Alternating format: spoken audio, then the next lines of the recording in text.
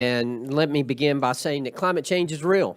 Protecting our environment is real. We understand that. It's something that it's incumbent upon us as members of Congress, and particularly and specifically incumbent upon us as members of this committee to address, and to address in a bipartisan fashion.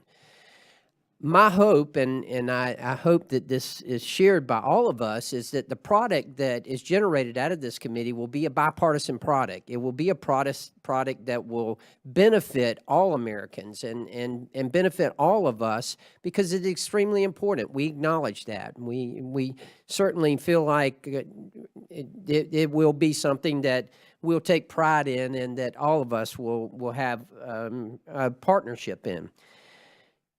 It's important, and what my amendment does is essentially say that for every two field hearings that the majority has, that the minority would have one.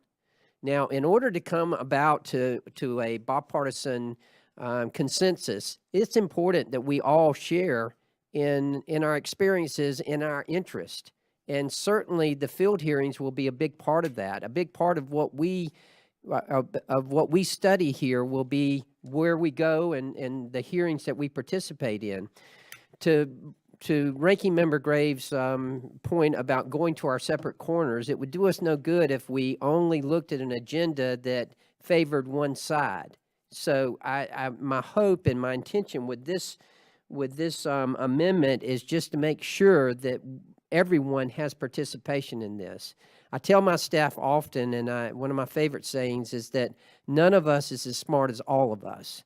This just assures us that we're going to have the opportunity to share in the decision-making about the field hearing. So I would submit this memo, or submit this amendment, Madam Chair, and I yield.